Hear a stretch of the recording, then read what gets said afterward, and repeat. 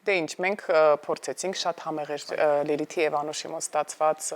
բաղադրատոմսով պատրաստված ուտեստը եւ անցնենք առաջ։ Մարտիկ 16-ից 22-ը անցկացվելու է փողի միջազգային շաբաթը, միջազգային իրազեկման արշավը եւ բոլոր մանրամասները այս պահին կճշտենք հենց մեր հյուրերից։ Մեզ մոտ աղավարում են Արմենուհի Մկրտչյանը, Հայաստանի Հանրապետության Կենտրոնական բանկի սպառողների զորակցման կենտրոնի ղեկավարը, բարի լույս, եւ Արաքս Մանուչարյանը, Հայաստանի Հանրապետության Կենտրոնական բանկի ֆինանսական կրթման եւ ներառման բաժնի պետը, բարի լույս։ Թույլ տվեք շնորհավորել ձեզ միամսյակի կապակցությամբ, ամենաջերմ մաղթանքներս եւ շատ կարեւոր մի արտահայտություն այստեղ մենք ունենք ֆինանսական վարկագծի ձևավորում։ Ի սկզբանե երևի թե նախքան միջոցառման մասին խոսել հասկանանք ինչ է իրենից ներկայացնում ֆինանսական ձևավորումը մարդու համար։ Վարկագծի ձևավորումը։ Երբ ֆինանսական առողջությունը մարդու առողջության մի մասն է եւ ինքը ուղեկցում է ողջ կյանքում եւ օրինակ սնունդ եք պատրաստում, դա էլ մեր նույնպես առողջ ապրելակերպի մասն է, ֆինանսական կտորն էլ նույնպես ազդում է ֆինանսական բարեկեցության վրա, հետեւաբար պետք է ձեր ֆինանսները կառավարեք այնպես, որ ձեր ֆինանսական առողջությունը, հետեւաբար նաեւ ընդհանուր բարեկեցությունը լինի կայուն, առողջ եւ ամուր։ Եվ այդ տեսանկյունից հիմնական մի քանի կոմպոնենտներ կան, որոնց պետք է ուշադրություն դարձնել։ Մեկը բյուջեի կառավարումն է եւ խնայողություններն են։ Բյուջեի կառավարումը նշանակում է դուք կարողանում եք հետևել ձեր ծախսերին, հասկանալ որն ավելորդ է, որը ոչ, որն է կարևոր, որը ոչ, եւ դրանով իսկ կառավարել ձեր ծախսերը։ Մյուսը խնայողությունն է, կարևոր սկզբունք կա, որը մեր հասարակությունում դեռևս չի ընդունված, բայց սկզբից պետք է խնայեն, հետո նոր ծախսել։ Եթե այս պարզ սկզբունքը բոլորիս է վերաբերում։ դա բոլորիս է, սկզբից ծախսել, հետո ծախսել, որովհետև մարդիկ ասում են, դե գնացի շուկա, տակը բան չմնաց խնայելու, բայց նույնիսկ ամենասուղ միջոցների դեպքում միշտ կա, եթե դու սկզբից խնայում ես, հետո ծախսում ես, եւ այդ սկզբունքը շատ պարզ է։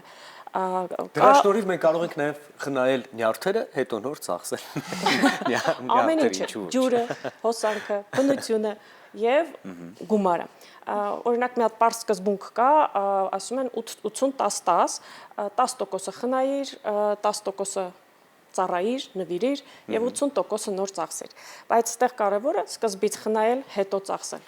Այդ կարևոր սկզբունքը ինքը կարող է ապահովել ձեր եկամուտների, հետո եթե կարիք կլինի, այդ օրինակով էլ կարող ենք վերել զգալի աճ։ Մյուս կտորը պարտքի կառավարումն է, որը պետք է մարդ կարողանա, որը կախված է նաև բյուջեի կառավարման հետ, պարտքը եթե չես կառավարում, բյուջետ էլ չես կարողանում կառավարել։ Մնացած մասերը պետք է իրավունքների կարողանաք դուք ձեր պաշտպանել, իմանալ երբ, որտեղ դիմել, տարրական գրագիտություն խարդախություններից ձեզ պաշտպանելու համար, այսքանը որ կարողանաք անել, դուք ֆինանսապես առողջ կլինեք։ Հրաշալի։ Այսինքն, Չէ, իսկապես։ Եթե մի փոքր, այսպես կյանքային հարցը հնչի,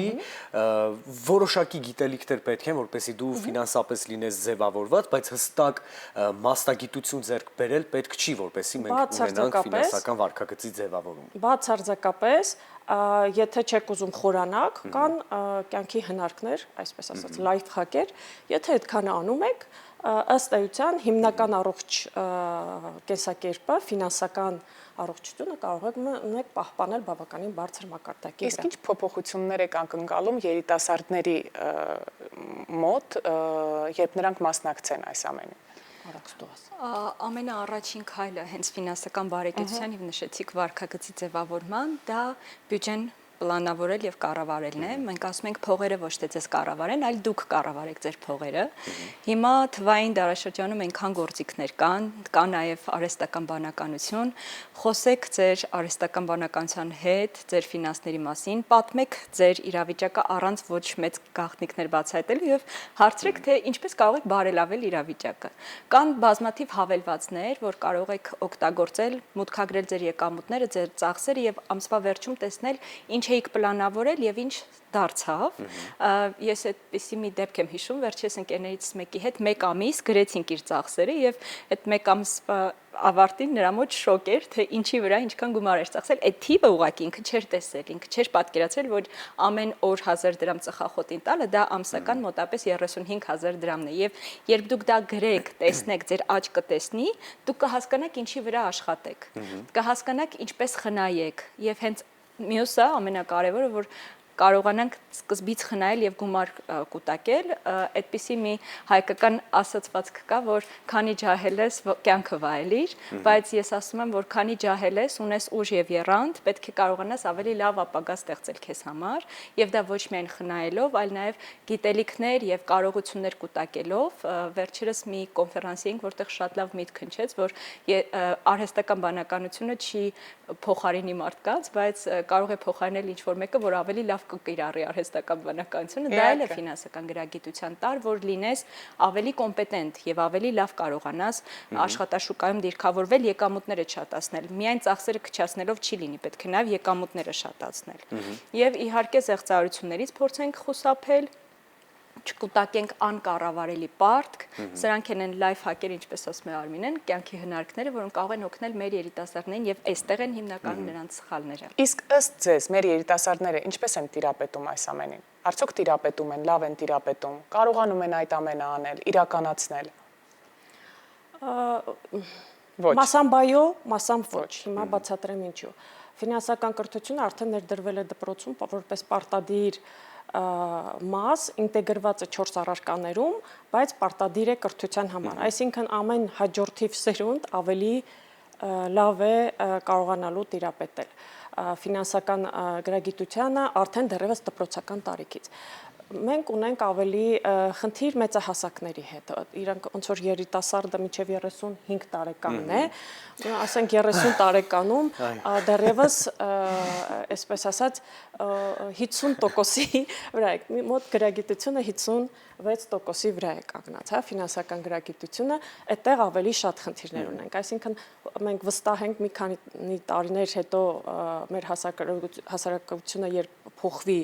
այսպես ասած, երեխաները դառնան մեծահասակ, մենք ավելի ամուր դիրքերում կլինենք, բայց այս պահին մի քիչ երիտասարդների վերին շերտի հետ աշխատելու տեղիք ունենք։ Գուցե հիմա մի փոքր թեման մեծացնում եմ, բայց ամենատեղս շատ հետաքրքիր է այս միջոցառման շնորհիվ եւ նման միջոցառումների իրազեկման շնորհիվ նաեւ,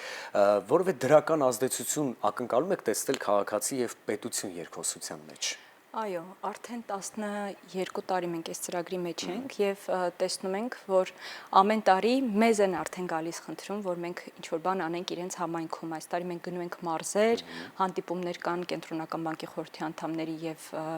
մարզերի բնակիչների մեջ, նաեւ մենք ենք պարբերաբար այցելում տարբեր համայնքներ եւ երբ դու ստանում ես այդ խնդրանքը, դու հասկանում ես, որ կա պահանջարկ եւ ձեր նախորդ հարցին էլ այսպես գումարեմ, Հայաստանում երիտասարդների բոլոր շերտերը կարող ենք հանդիպել եւ ծայրահեղ ֆինանսապես գրագետ երիտասարդներ, որոնք արդեն ներդրումներ են կատարում, համարենք ֆինանսական գրագիտության ամենաբարձր մակարդակային, որ երբ փողդ աշխատում է քեզ համար, որ դու դա լրիվ իրատեսական է անգամ երիտասարդների համար, ես ինքս ճանաչում եմ բազմաթիվ հաջողած դեպքեր, երբ իրենք արդեն այնքան են ներդրել, որ տոկոսներով իրենք կարող են հանգիստ ապրել։ Եվ ճանաչում ենք նաև այնպիսի երիտասարդների, ովքեր դեռ կարծում են, որ կարող են մեկ ամսում կրիպտոակտիվներով հարստանալ եւ իրենց բոլոր խնայողությունները դնում են ինչ-որ նոր ստեղծված կրիպտոակտիվում, որը խոստացել է 6 ամիս հետո գրանցել մեծ թռիչքաձև աճ եւ 6 ամիս հետո այդ կրիպտոակտիվը կարող ընդհանրապես գոյություն չունենա։ Չեմ բացառում, որ կարող է նաև գոյություն ունենալ, բայց բոլոր միջոցները դնել այնտեղ առանց խորը գիտելիքների այդ ոլորտում, սա մի թեմա է, որը չափազանց բարդ, նոր եւ հետաքրքիր ոլորտ է եւ եթե որոշել եք սիրելի երիտասարդներ մտնել այստեղ առանց իմացության, առանց բազմաթիվ դասեր լսելու, ինֆլուենսերների եւ կրթական ինֆլուենսերների ուսումնասիրելու, առանց տեխնիկական, ֆունդամենտալ վերլուծությունների այստեղ դուք չեք կարող հաջողել։ Այդ պարզ նամակները, որ Կարելի է ստանում եք ամբողջ գումարը Facebook-ով, չդնել, այլ պարզապես փորձել կոնե սովորելու համար։ Այո, մենք սովորելու այդպիսի մի սլոգան ենք առանձնացրել այս տարի, որ սովորիր, կրթվիր, նոր արա, թե չէ սովորելու ես քո անձնական փորձով։ Որն է ամենատարածված սխալը երիտասարդների շուրջ։ Մեկը ես ասեմ, Ասա։ շատ տարածված են հիմա ներդրումային զեղծարարությունները, շարունակելով թեման։ Հենց Հավատում ենք Մոզամբիկի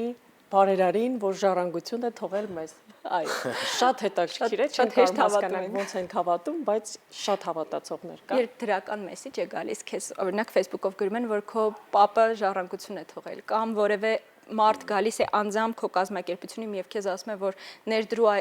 ներդրում կատարիր եւ կարող ես 6 ամսում 2 անգամ ավել շատ գումար ունենալ, երիտասարդների մոտ այդ FOMO-ն կոչեցյալը fear of missing out, այսինքն վախը, որ կարող է մի բանից դուրս մնաս, որ կարող է այս աշխարհը արագ վազի, դու հետ մնաս, երիտասարդների շրջանում շատ է։